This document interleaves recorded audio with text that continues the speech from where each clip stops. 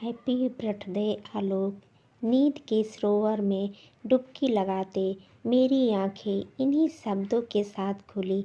हाथों में गुलदस्ता और एक प्यारी सी मुस्कान लिए सामने खड़ी थी शिखा। लाल सूट में वह किसी परी से कम नहीं लग रही थी। मैं उसे एक पल देखते ही रह गया। कितनी सुंदर लग रही थी। उसके आगे बढ़कर मुझे गुलदस्ता दिया और मुस्कुराते हुए मैंने उसे शुक्रिया कहा। मेरा जन्मदिन तुम्हें याद है? मैंने पूछा। हमारी शादी के सालगिरह के ठीक 5 महीने बाद तुम्हारा जन्मदिन आता है। वैसे भी मुझे सब याद रहता है। तुम्हारी तरह नहीं हूँ कि हर चीज़ याद दिलानी पड़े। शिखा ने इससे पहले मैं कुछ कहता फिर वह बोल पड़ी। सुनो, मैंने छोले भटूरे, लस्सी और ब्रेड रोल और रसमलाई बनाई है तुम्हारे लिए। वह भी सुबह जल्दी उठकर, इसलिए जल्दी बाहर आ जाओ और सुन लो। जैसे भी बनी हो तारीफ़ करनी पड़ेगी। किसी जीते हुए योद्धा की भांति उसने मुझे छेड़ा और हंसते हुए बाहर चली गई। ऐसी ही थी मेरी शिखा। शादी के बाद विदाई के समय उसकी आंख से आंसू देखे थे। उसके बाद मैं कभी समझ ही नहीं पाया कि वो इतनी खुश कैसे रहती है अपने आसपास, जहाँ हर आदमी अपनी छोटी से छोटी समस्या में भी दुखी दिखाई पड़ता। वहीं शिखा अपनी सभी परेशानियों से भी हर दिन चुलबुली होती। उसे अंदर पत्थर को भी हंसाने की ताकत थी। उसके लिए असीम प्रेम और इज्जत का भाव लिए मैं दफ्तर के लिए तैयार हो गया। शिखा मेज पे बैठे अपने फ़ोन पर कुछ लिख रही थी।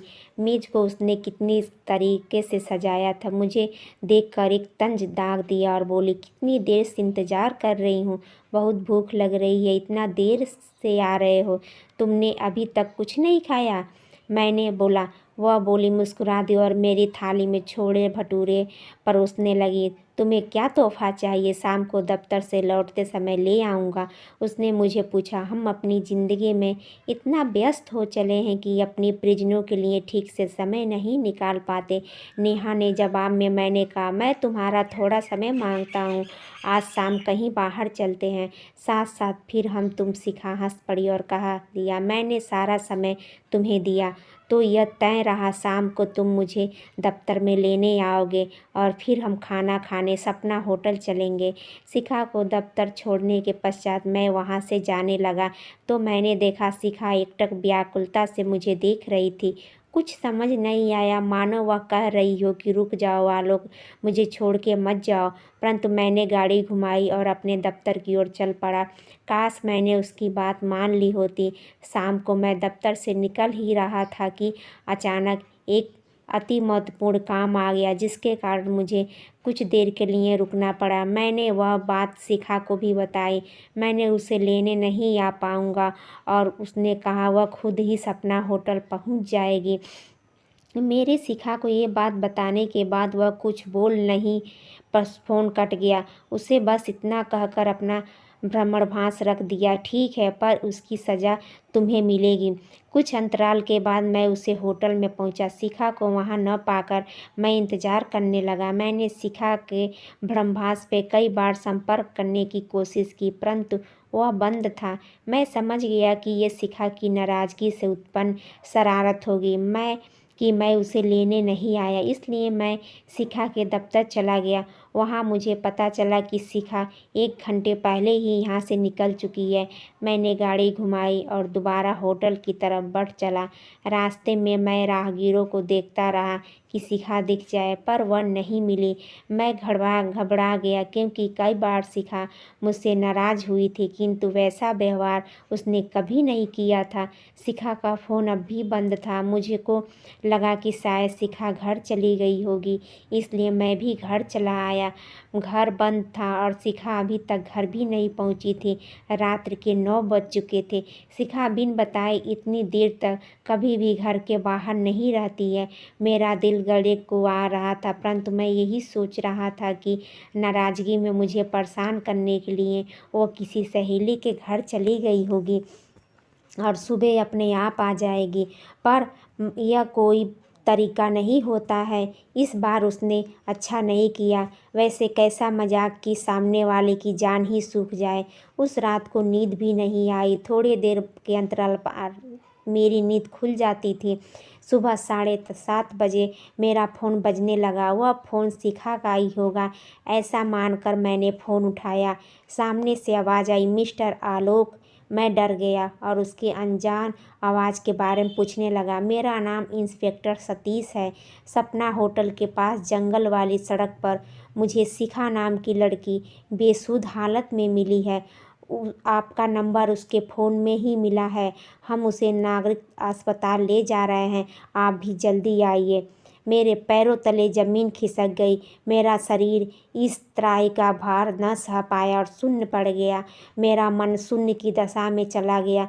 किसी तरह हिम्मत जुटाते मैं अस्पताल पहुंचा। इंस्पेक्टर साहब, मैं आलोक, शिखा का पति। मैं बोला, तो आप आ गए आलोक जी। इंस्पेक्टर संदीप कुमार ने जवाब दिया, आपकी पत्नी बहुत भाग्यशाली हैं। कितनी सुनसान सड़क पे भी कुछ लकड़हारों ने इन्हें देख लिया और हमें बता दिया, वरना कुछ भी हो सकता था। शिखा के साथ जोर जबरदस्ती की गई है। वह इस समय कमरा नंबर 9 में है। जाइए, आपकी ज़रूरत है उन्हें। मैं दौड़ते हुए उस कमरे में पहुंचा। देखते ही पत्थर में बन गया। नीले कपड़ों में नेहा बिस्तर पे लेटी थी। तमाम मशीनें और डॉक्टर यही बता रहे थे कि वह खतरे से बाहर थी। उसकी आंखें एकटक कमरे की छत को निहार रही थी। उसके शरीर में सांसों के अतिरिक्त कोई हलचल ही नहीं हो रही थी और मंद गति से चलने वाली सांस भी कितनी भार होगा यह सिर्फ शिखा ही जानती थी। कभी न चुप रहने वाली चुलबुली शिखा एक बेजान पुतले की तरह पड़ी थी। यह देखकर मेरे शरीर की ताकत भी बाहर निकल गई और मैं अपने घुटने पर गिर पड़ा। शिखा की ऐसी हालत मुझसे देखी ना जा रही थी। डॉक्टर ने मुझे संभाला और शिखा के पास बैठा दिया। मैं अपने आंसुओं को रोक नहीं पा रहा था और मन ही मन अपने आप को कोस रहा था कि सुबह मैंने उसे अकेले नहीं छोड़ा होता। मैंने शिखा के हाथों को स्पर्श किया और कहने लगा, हमें तो बाहर खाना खाने जाना है। अब तुम ही देर कर रही हो शिखा। तत्पश्चात मैं चुप हो गया और विलाप करने लगा।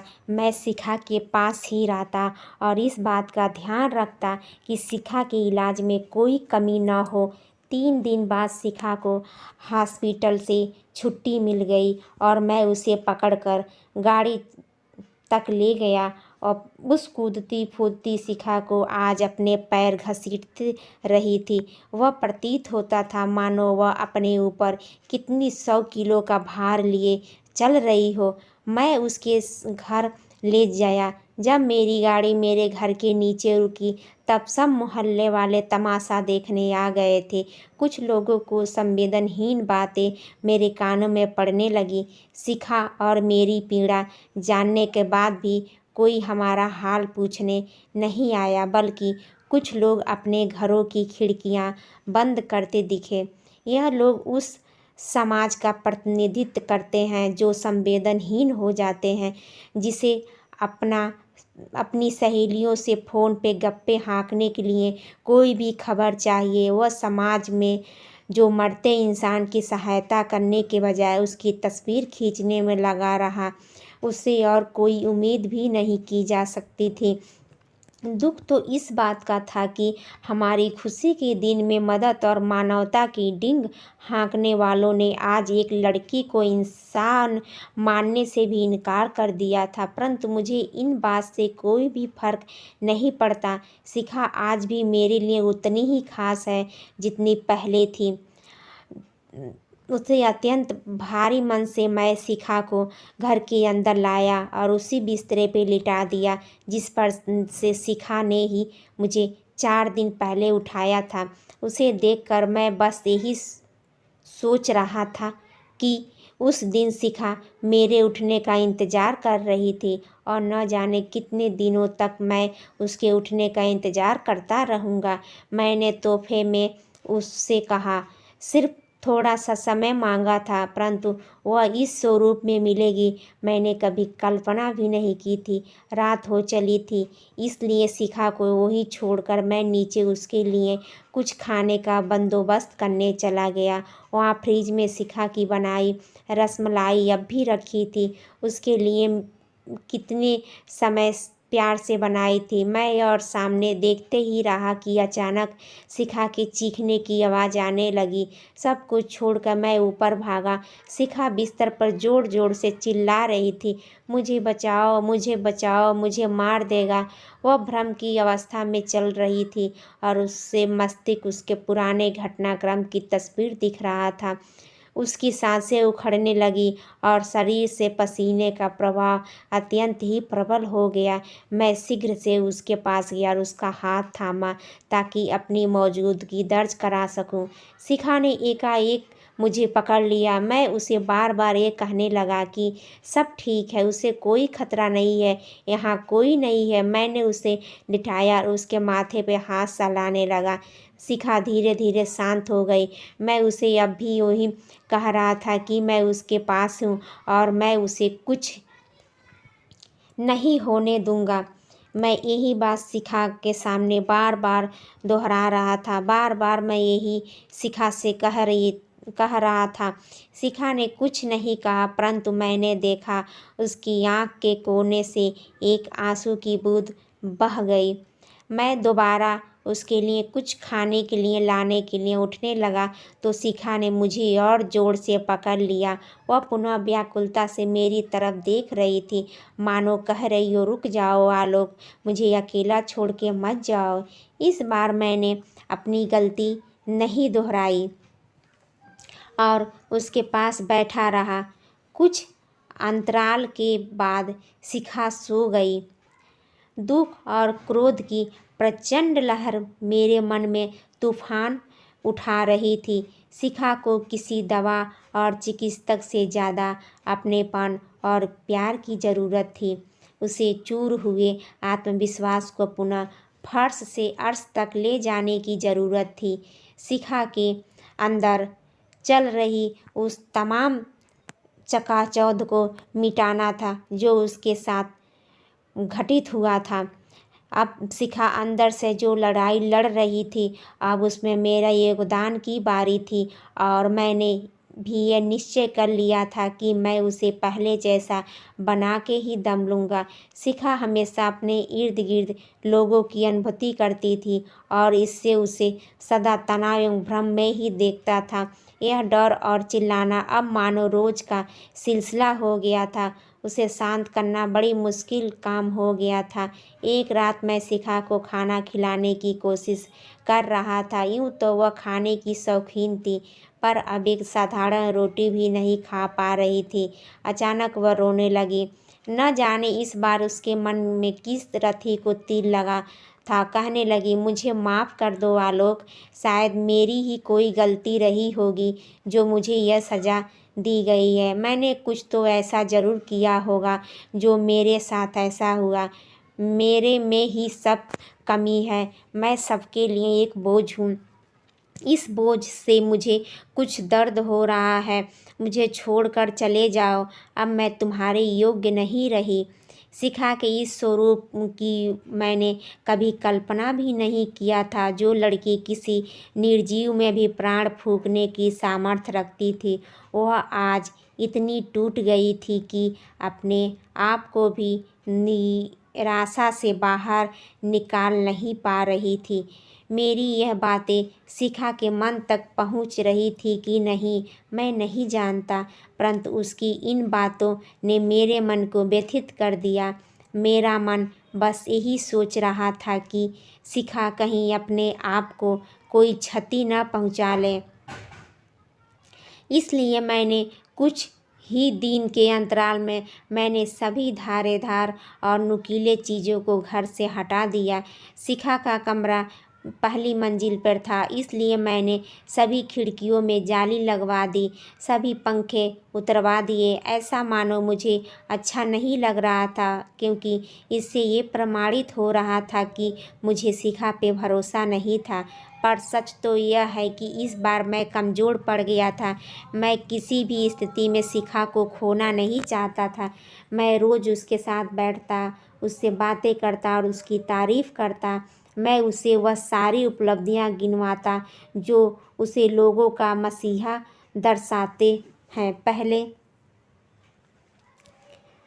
पहले वह अपने परिजनों और सहेलियों से बात किया करती थी, परंतु अब उसे फ़ोन को भी स्वीकार नहीं था। उसने अपने आप को समाज से बिल्कुल अलग कर लिया था। बस पूरे दिन सर झुकाए न जाने किन किन विचारों से लड़ती रहती थी मेरी शिखा। अगर ये कहानी अच्छी लगे तो लाइक शेयर सब्सक्राइब कीजिएगा। हमारा समाज के ये प्रतिद्वंद है कि आजकल जो नारियों लड़कियों के साथ इतने बड़े कांड हो रहे हैं, जिसको बलात्कार का नाम दे दिया जाता है, इससे हमारा समाज में जो अभिशाप